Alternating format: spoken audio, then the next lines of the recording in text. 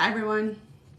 All right, tonight I'm going to talk about some things that people had asked questions on a few of my videos. So I'll just wait for a second to get some people on here. But I'm looking for my tests. 1 second. Where did I put them? Okay. All right, I did a video recently where I showed when people have certain symptoms and how that shows up on functional testing versus traditional testing. And a lot of people are saying, you know, how much, and I bet that's too expensive, and how can I get this done, and my doctors won't do this, and that kind of thing. And so I thought I'd just explain some of that and explain also what it is that I do and how I can help you if need be. I also had someone say that functional medicine is snake oil, just taking advantage of people, preying on people, and that kind of thing. And that kind of makes me sad because I think of how awful I felt for so many years. And it was functional medicine along with traditional allopathic medicine that turned things around. But it wasn't until I started dealing with functional medicine that made all the difference and allowed me to do what I do now to help other people in similar circumstances. And so that's really frustrating because I have a ton of integrity.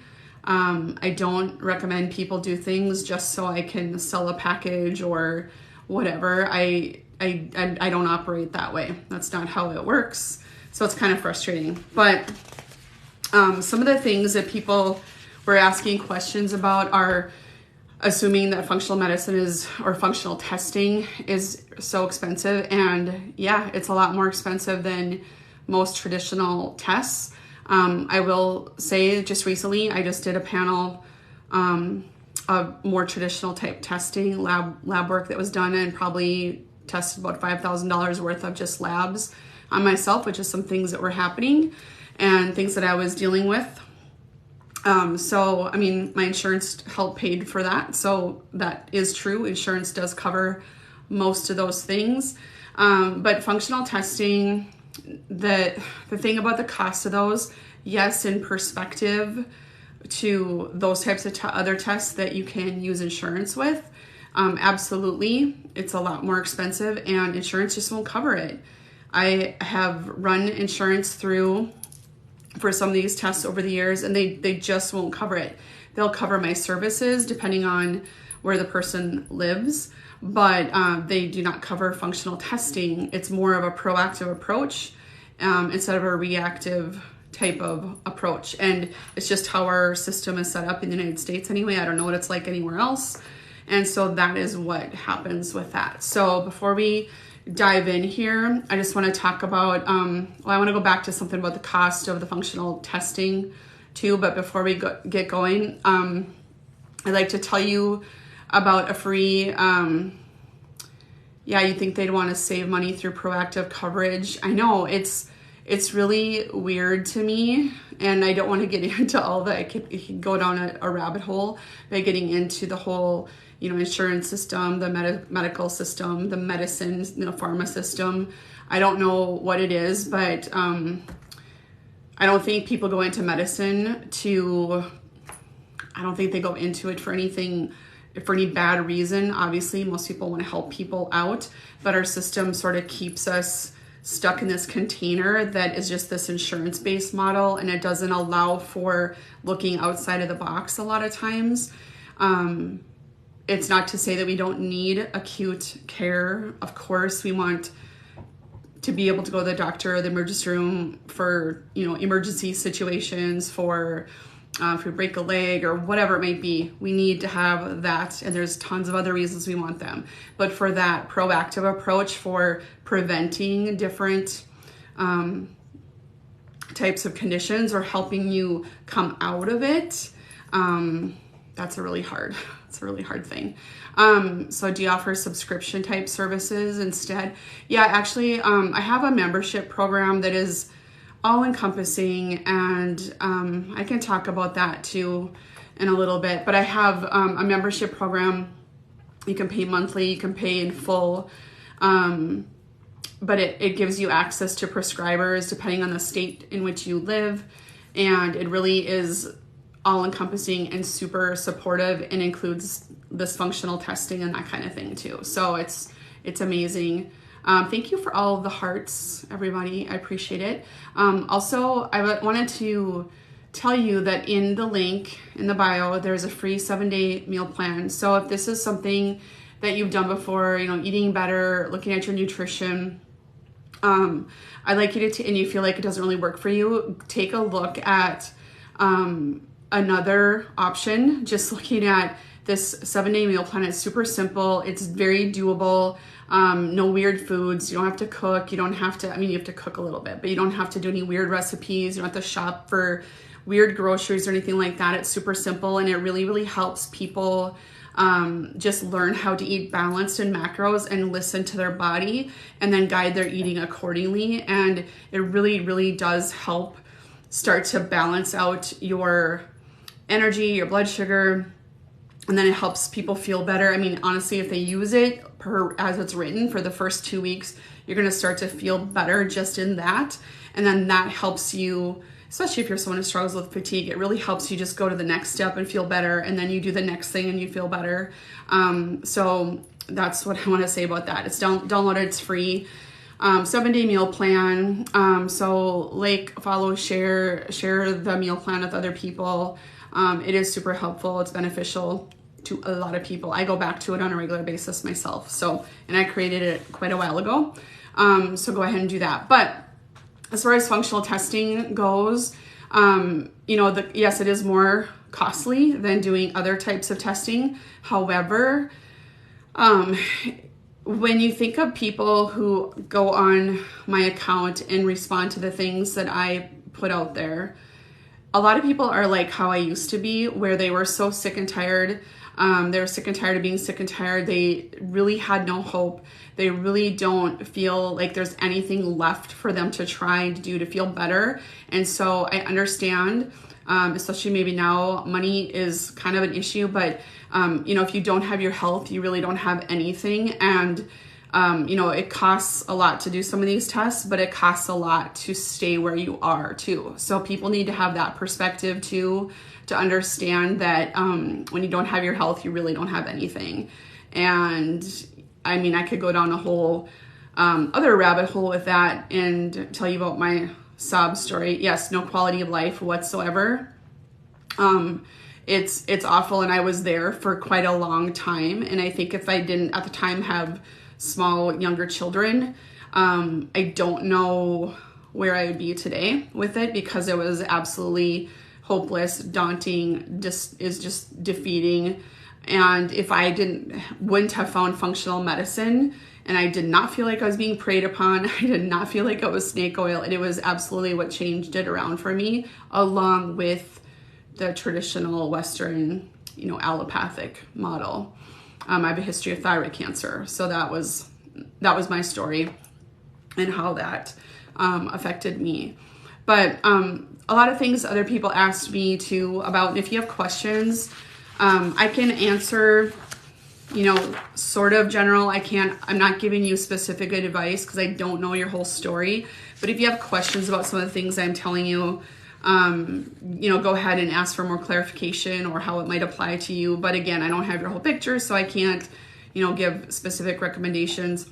But in the video that there's a lot of questions about, it talks about someone who came to me and they're frustrated because they have fatigue, they can't lose weight, they have hair loss, and they struggle with depression. Okay, so that is their frustration, and all of their tests that when they go to the regular office for the last several years are quote unquote normal. And then we looked into, she joined my membership program where it includes hormone testing, it includes micronutrient testing, it includes one-on-ones every single month. It includes meal plans, nutrition education. It includes live training once a month. There's tons of things in there. It includes a reset program that I developed a long time ago based on how I came out of things myself. So it includes a ton of things. So once she joined that and got some of these functional tests going, she invested in herself. We see that these things show up, and she's actually, like, all of these things make sense that she's feeling the way she's feeling. And that was my story too. The first time I went to functional medicine doctor, she said, well, of course you feel like garbage. Of course you're tired. Of course you have really bad hormonal menstrual cycles. Of course you're, depressed, all these things. And I cried because finally it was the first time that someone said to me that what you're feeling is real, that it's legitimate, that you're not crazy, that you are not a hypochondriac, that you don't need to just, stress less or whatever it is. And it's not just because you're getting older. And it was like vindication, kind of. And maybe it's because she spent 2 hours with me or an hour and a half with me or something like that the very first time I saw her. That was my initial consultation. And that's how I typically work as well. I give people tons of time. I dig in deep. I get all the information. And in contrast, it's about a 10-minute conversation with your traditional doctor. All right. When I went to the endocrinologist, only tested my T4 free. Yeah. That is how they're trained, actually. And I've talked to some prescribers and practitioners that I know.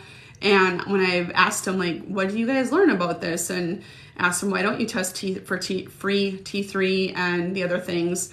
And they just said, we are literally told, especially if they're GPs, but even endocrinologists do this, if it's sort of the standard thyroid patient or potential thyroid patient, they're trained to test for T4, TSH, maybe a free T4, and then they prescribe Synthroid. There's really no other Synthroid or levothyroxine, the generic form. There's really no other thing that they do. It's just how they're trained. And so the prescribers that I've worked with, one of them, she deals with or has dealt with thyroid things, so she totally understands it from a personal level. And then the other one that I work with too, she just said, I need to look into this a little more, and she wants to do things according to her credentials and her license, of course. So she is just like, I never knew about this. Like, they just sometimes don't know. And then when patients ask them, and patients maybe are getting more and more savvy about things, I think oftentimes they don't know what to say, and they don't want to say something that they're not comfortable with for their license sake and all that kind of stuff. So I totally understand that. But that's what happens until you get a real savvy doctor with that stuff. Yeah, my levels were normal, but I feel, yep. I hear this all the time. And for many, many years, I really thought, oh, it's just me. I'm just lazy, or I'm just, I don't know, like something's different about me. And sadly, it's so many people. It's everybody who I work with for the most part. And it's the people that show up on this account. Hello, Michael. Yeah, so I mean, it's really frustrating, and that's what I'm here to try to help educate a little bit.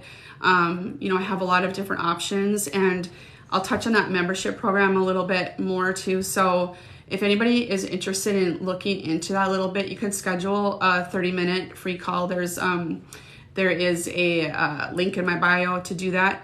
I've had my TSH tested. Oh, I got it back. I've had my TSH tested, but they refused to test for free T4 or free, because your TSH is a normal range, but your TSH is just an indication of what your pituitary gland is telling your thyroid to do. So it's not really even measuring the actual hormone in your system, in your cells. So that's kind of frustrating. I am located in Minnesota. I do virtual.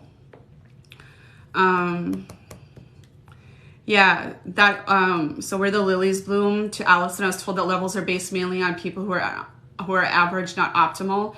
That's really, really true, because when they come up with data points for people who, to come up with ranges for thyroid levels, most people that they're testing are people who are coming in because they're sick. So those ranges are based on, sick people essentially. I feel like I have adrenal fatigue because I've had it before, but the doctor I went to before passed away. Yeah, that's unfortunate in many ways. So adrenal fatigue, that's kind of that term. I know what you mean by that, but that term isn't really used or agreed upon, I guess you could say. But basically, if you just feel like you're constantly just crashed and you can't function very well, adrenal glands really need the fuel from B vitamins and vitamin C. They get used up right away when you're under a lot of stress, whether that stress is normal day-to-day stress, whether it's a traumatic event that's happened in your life, if you're planning a wedding, if you're planning a funeral, if you have a chronic illness.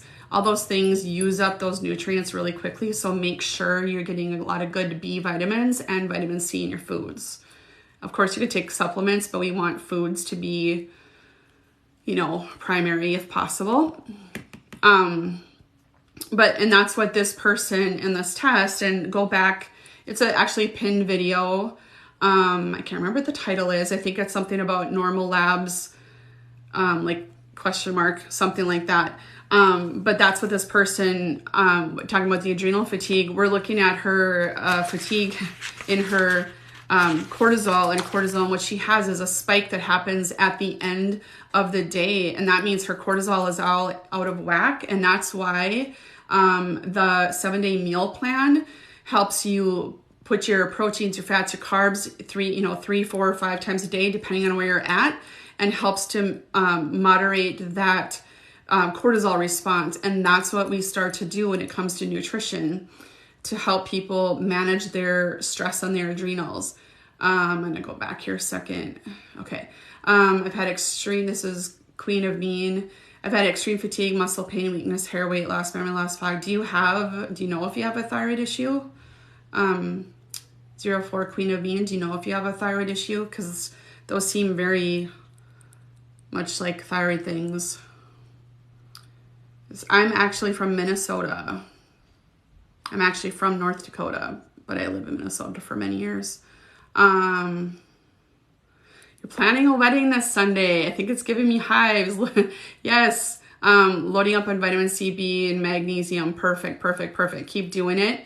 And maybe, I don't know, eat lots of citrus, green veggies, things like that. Probably don't eat, either you feel like eating a lot of things or nothing when you're very stressed out. Yeah, so after this wedding situation, maybe you'll be able to chill and unwind a little bit more. I have intractable migraines. Oh, I worked with someone today with that. Intracranial hypertension due to the left side vein smush brain. Oh, yeah, that is really, really tough. Gosh.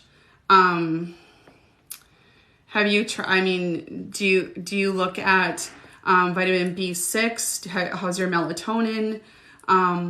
Magnesium, but certain forms of magnesium. The doctor says no of your thyroid panel. I'm sure. If you have a recent thyroid panel, if you want to email it to me at tiffany@rockbottomwellness.com, and I can just have another look at it, go ahead and send that to me, and I can just give you my impressions. Obviously, I can't prescribe or anything like that, but I could just give you an idea if you want. Or an idea of what you should maybe actually get tested. Oh, good. Green veggies every day. Awesome. And yoga too, or meditation too, maybe. Perfect. Well, Michael, I'm a functional nutritionist, and I help people overcome all of their symptoms related to the things we're talking about here today. Thyroid disease, chronic fatigue, hormonal imbalances, and things like that. So that's what I do. Yeah, take a look at those things. Tennessee honeybee, I love your name. I love Tennessee, actually, too. Take a look at those things. that with the migraines. But B6 is sort of the raw materials for making the brain chemicals that help to that can, if they're deficient, can cause migraines.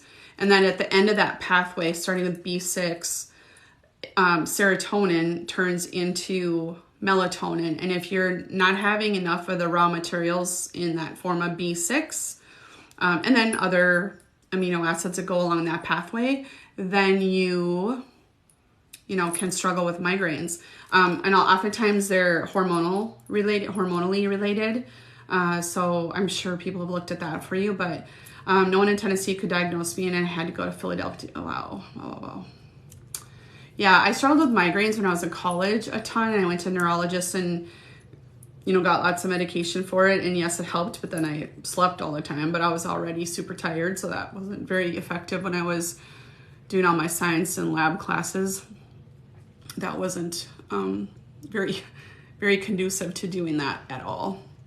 Thanks for all the hearts, you guys. Make sure if you're just seeing this or joining this, go to the link in the bio to download the 7-day meal plan that can help you just start to get balanced.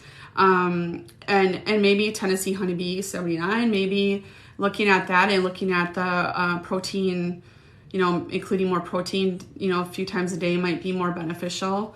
ACT, I just am putting in 70. Okay, those units are a little different than what I typically look at. But in the morning, so we have, this is really interesting. So speaking of the cortisol and the adrenal fatigue that someone brought up earlier, but when we're looking at cortisol patterns, we have 4 surges of cortisol throughout the day. Usually on regular testing, they only test it 1 time a day because it's whenever you go in and do your lab work, and that's the value that they give you. And I don't know if they even average it out, but I'm gonna see if I can, I don't know. Can you see this little graph that looks like peaks and valleys a little bit? So those are 4 times a day. Please say hi, Bella. It would make my day. I'm a big fan. Hi, Bella. That's awesome. Thank you. That graph shows the 4 times a day this person had their cortisol tested. And what we see is like a low response in the morning. It should be higher so they can wake up and feel more rested. They have good energy in their second surge. Oh, you're so welcome. Thank you so much. You made my day, actually. Thank you. And then they come down a little bit too much in the afternoon, and then they start to crash, and that's when she wants to take a nap. And then at night it peaks up. So at 10, 11 o'clock at night, it starts to peak up. So then she doesn't get restful sleep. So her brain is kind of, it's like that tired and wired sort of feeling. And so we need to adjust this cortisol pattern to get her back level so that she has better energy. Morning cortisol was 27.1. Yours was Jillian W925. Yeah, I'm looking at different values, so I'm not exactly sure if you're talking about yourself on something, but yeah, you want morning cortisol to be a good level, so you wake up and feel like, okay, I'm rested and I can take on my day, yeah, for you. Okay. So, I'm not sure about the units on that. Like I said, I usually do this 4 times a day type testing. So is that considered pretty low for that? I can't remember the units on that type of test, Jillian. So that's really important to be able to mitigate. And you can do that with that 7-day meal plan. It won't take care of all of it, but it'll help to get you into the normal range. Okay, it's high. So then do you feel kind of wired that high in the morning? And then do you crash later in the day, or do you have good energy all day? Because you wanna have a good level, of course, in the morning. And then, it should come down slowly throughout the day. And then at nighttime, it should drop pretty low so that you can shut down and actually rest, recover, and restore at night. That's the goal of that. Yeah, most people I don't see high in the morning. That is for sure. Most people, it's low in the morning, normal, and then really low in the afternoon, and then high at night. You were nervous before the test too. Yeah, you were probably pumping out some extra cortisol for sure. So maybe it's not super accurate for that particular test. That makes so much sense to me. I've never had it tested more than once in the AM just to make me happy. Yeah, that's the thing with the functional testing. And I know if people don't understand the testing in the medical field, and I've heard this many times, they kind of poo-poo it. They make it like it's not legitimate. And what this looks at is the cortisol 4 times a day. You have surges all through the day, not just one time. One time it can look completely normal. Recently started getting exhausted within 15 minutes of eating meat. I fall asleep for a nap, then I'm fine. Wonder if there's some issues with digestive enzymes, if you have enough stomach acid to help break that protein down. Maybe it's the amount of meat you're eating. I mean, I'm assuming you're eating a normal portion. I'm wondering if you need some digestive enzymes for that, or if you need something like making sure you're getting decent veggie carbs or maybe a starchy vegetable for that time frame too, a normal portion. Yep, I would assume that could be a part of it. There's so many different things, but just think about how the rest of your gut health situation is, and maybe there's a correlation there potentially. I want to go to the estrogen level for this person. Part of the thing we need to look at is when we have estrogen and progesterone that needs to be imbalanced, and this is just a super simplified way about talking about it. You're welcome. Where the lilies bloom. You're very welcome. What we need, I'm sorry, I'm saying a lot because I'm thinking of so many things. The progesterone and estrogen have to be balanced, but they kind of trade places during the cycle. And we also want to make sure that any exogenous estrogens that we take in from our environment, from our foods, from the plastics that are on the chairs that you're sitting in, whatever it might be, the cleaners in your house, we need to be able to detoxify them properly. That's oftentimes why people struggle with really bad periods where they have heavy bleeding, clotting, cramping, and that type of thing is because they're not clearing that estrogen properly. And then that makes their progesterone even more, progesterone can be imbalanced because of other things too. But with that imbalance, it causes us to have all these symptoms.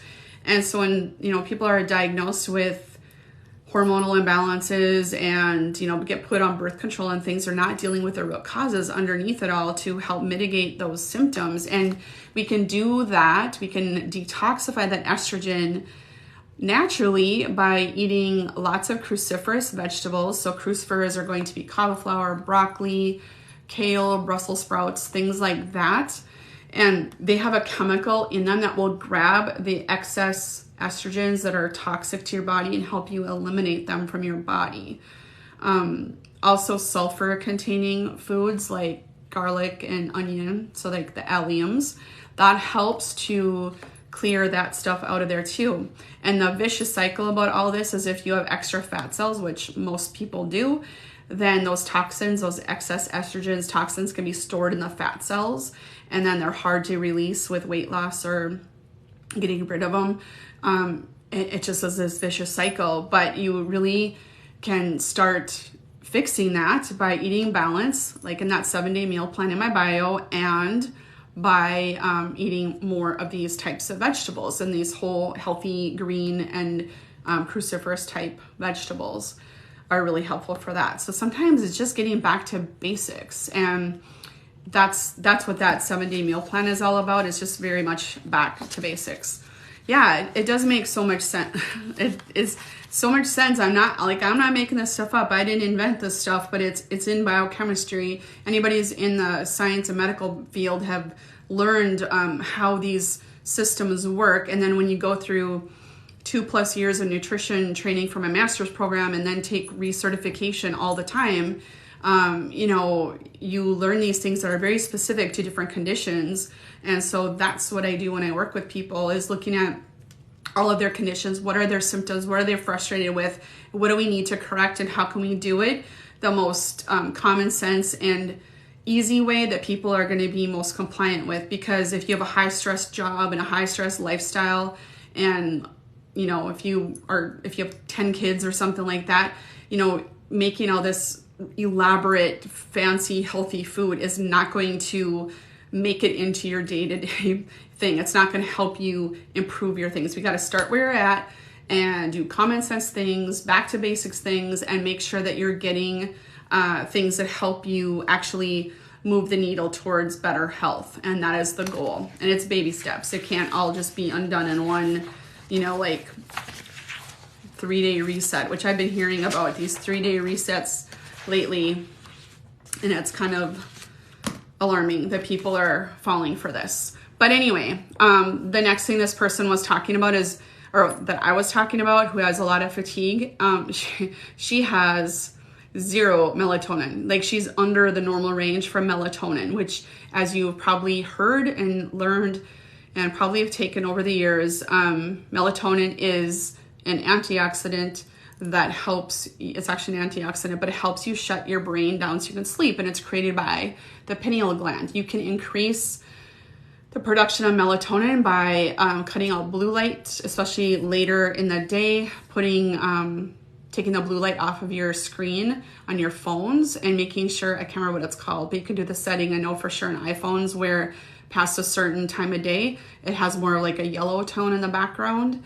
You can get blue light glasses. I think I might have some here. They are, I don't know where they're at, but they help to kind of block out that screen. I've noticed, or that blue light. So I've noticed that my eyes don't get as tired if I'm on my computer a lot. If you have your phone by your bed, if you have a TV in your room, all that stuff makes you more alert. And so your pineal gland is not allowing the melatonin production to help you shut down and go to sleep. And so that is what needs to be done with this person. There is tart cherries can help with the production of melatonin. So I have something I use for myself. It's a magnesium, a powder magnesium that I put in water. I can make it kind of like a tea, put it in your water or whatever, about a half an hour to an hour before bedtime. And it has 3 different types of magnesium that can help you be relaxed too. And then tart cherry and poppy seed in it that helps your brain produce more melatonin, help you shut down. So there's all kinds of things you can do for this. But this person her level is 2, and you should probably be around 25 is optimal. I have not seen this low of a melatonin in anybody I've ever tested. So, which goes to someone earlier, I think when we were talking about the migraines, maybe, that core of the B6 as a raw materials downstream for making melatonin needs to be addressed. And we are doing nutrient testing too, and it'll be interesting to see, does she have enough B6? So that'd be interesting. Allison asks, can I send my test results for my neutrophils, etc., and let you look at it? Absolutely. Like I said, I can't give recommendations as if I'm working with you or that you've hired me or whatever. It's just not ethical to do that. But I can give you overall, look into this, have your doctor test that and that kind of thing. So I can definitely take an overview look at that. No one has tested that. Was that B6 Tennessee honeybee?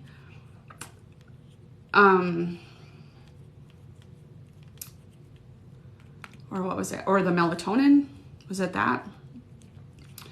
And you can send it to Tiffany@rockbottomwellness.com. Thanks for all the hearts, you guys. Appreciate it. And let me know if you have any questions or if you have any topics for future live trainings. Yeah, the B6. Yeah, so it's not a common, when you do a nutrient, and same with melatonin, it's not a common nutrient that's tested when you go and have a serum or plasma test at your regular doctor's office. They will sometimes do an RBC magnesium, they'll do vitamin D, They'll do your electrolytes like potassium, sodium, and things like that. But they don't typically do a lot of or they'll do B12, but they don't usually do the other B vitamins. And I don't know why, but because here's why they don't. It's not standard because B vitamins are found in so many different foods. So it's not believed that you can have deficiency in them. But I see B deficiencies all the time because we live in a very high stress society. We live in a high stress world, and B vitamins and vitamin C are used up like that when we're under chronic stress. And we are in a chronic state of stress right now, or not right now, but just our society is. Oh, interesting. Yeah, I noticed when I have flare-up episodes that I also have low sodium and potassium. Yeah, so those are electrolytes, and yeah, your adrenal glands use sodium, your kidneys use sodium and potassium, your heart uses sodium and potassium. So if you're under more stress, that does actually make some sense. So making sure that you're hydrated with some sort of electrolyte, even if it's like Redmond's salt, I think it's Redmond's, where you can just sprinkle that in your water, or you can actually get electrolytes. And I'm not talking like Gatorade, things like that. I'm talking about actually quality electrolytes, and putting them in your water, especially in the hotter months. You know, maybe that's better. Maybe there's a little bit of dehydration going on there. So yeah, there's just so many aspects of this, but that's where the functional testing comes into play. Tennessee honeybee is, they don't look at that. When I have a fibromyalgia flare, I ball up and cold. You get cold when you have fibromyalgia. I have heard that. Wow, okay. So your son uses up the nutrients. Yeah, so he doesn't have that ability to store it. I wonder, because we have storage forms of nutrients, and his cells should store some of these things. So I wonder if there's some kind of just like genetic snp or something that's related to that. Not like in a bad way, not that there's a problem, but or maybe it's how maybe I don't know how old he is, I guess, but maybe how he grows and stuff and ages, maybe it changes. Yes, okay, so Tennessee honeybee, you get cold. I have heard that with the fibromyalgia flare. Do you know what causes a flare in that? Do you know what your trigger is for the fibromyalgia flare? A lot of people don't. He's 19. Yeah. Yeah, I mean, he's still just in general is a fast metabolizer because he's 19 and a boy. But yeah, maybe he'll kind of grow out of that if that's the case. My father is disabled due to Agent Orange. Oh, that's awful. And you don't know what your triggers are. Yeah, I don't know. I mean, I feel like a lot of people with fibromyalgia don't know. All I know is that dealing with things, working on things to reduce inflammation in the body, and that might be different types of food like gluten, dairy, soy, eggs, that kind of thing can cause triggers of inflammation, which can cause fibromyalgia to feel worse or to complicate the symptoms that you might be having.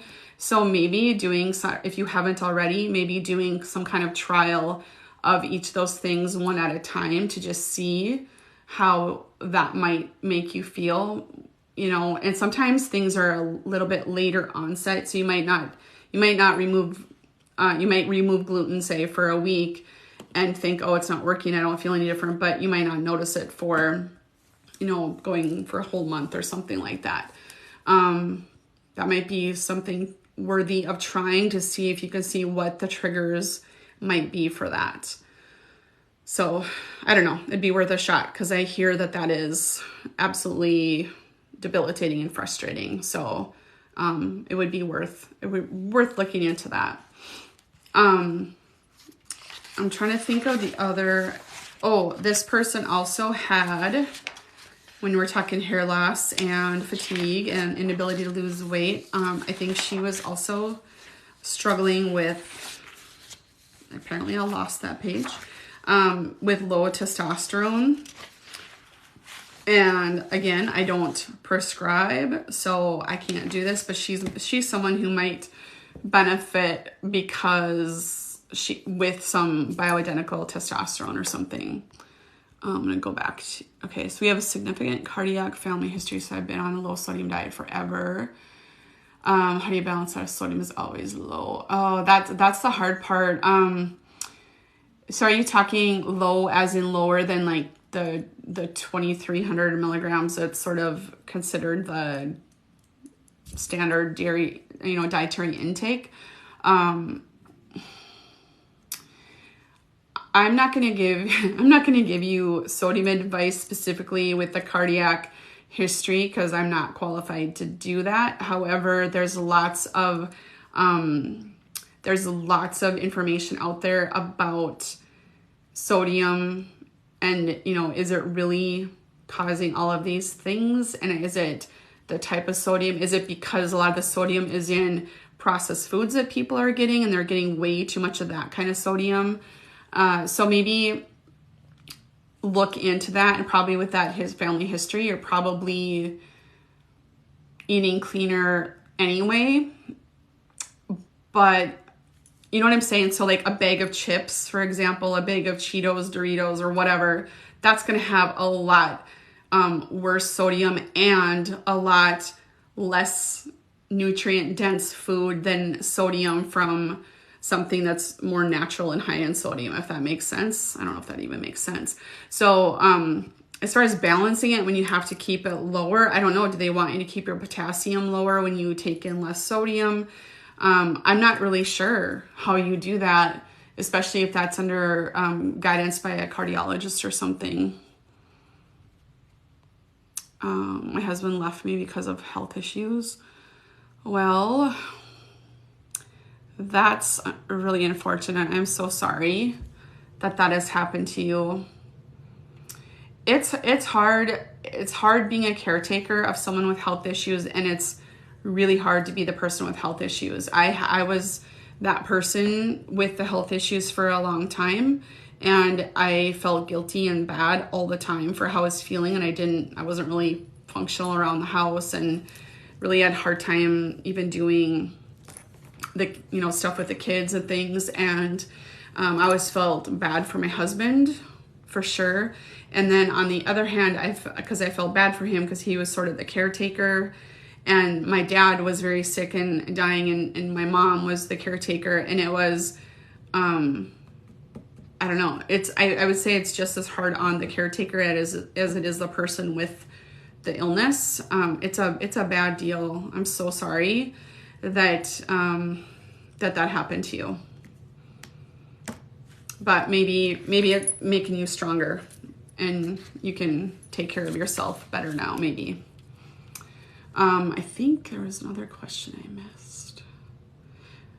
Yeah, sorry, Queen Amina. I'm not sure how to answer the sodium balance, especially with the heart history in your family. I don't want to give any bad advice there or bad thoughts on there or wrong recommendations. Just want to make sure I'm not missing anything. But again, feel free to like, share, follow if you haven't already. And thank you for the hearts. Thank you for all the love. Okay, good. I'm glad I helped. That's what I'm trying to do here. Since that person said I was preying on people and that I was selling snake oil. I'll get over that tonight, I promise. Because I do have a lot of integrity. I don't recommend or have people do things just because. I'm not here.